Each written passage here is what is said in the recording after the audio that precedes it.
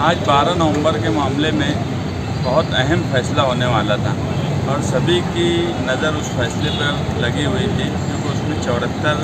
FIR number का भी फैसला था, 75 नंबर का भी फैसला था और 76 में जिसमें अभी तक किसी को बेल नहीं मिली है उसका भी फैसला था। इसमें हमारे रिजवान भाई बैटरी वाले, साबिर गौहर और दूसरे कई अहम लोग हैं। ऐसे 14 लोग 76 नंबर के FIR में हैं जिनका फैसला अभी तक हुआ नहीं था और हमें आज उम्मीद थी कि कहीं ना कहीं 76 की कड़ी टूटेंगी, मगर वैसा हुआ नहीं। बड़े दुख की खबर हमको आई कि 76 नंबर में सभी की 8 लोगों की बेल रखी गई थी। 14 में से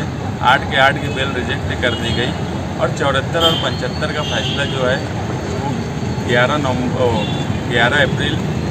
पीर के दिन रखा है। अभी ऐसा था कि हमको उम्मीद थी कि रमज़ान में सभी लोग रिहा हो जाएंगे और ईद से पहले अपने घरों पे आ जाएंगे, मगर आज जो फैसला आया उसमें अभी मेरी रहमान भाई से भी बात हुई, किसान हिंद से भी बात हुई और हमने ऐसा तय किए कि वकीलों से मशवरा करके 76 नंबर का जो फैसला है उसको कुछ लोगों को ले जाकर, और गैर सियासी तौर पे, कोई सियासी पार्टी के नाम से नहीं, उसमें किसी भी पार्टी के लोग हों, अगर साबिर गौहर है तो हम उनके लिए भी जाने की बात करेंगे, उसमें रिजवान भाई है तो उनके लिए भी जाने की बात करेंगे,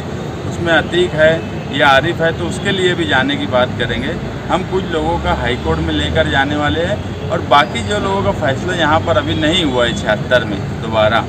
उन लोगों का वकील से मशवरा करके यहाँ भी पूरी ताकत से लड़ेंगे और हाई कोर्ट भी जाने की हमारी तैयारी है।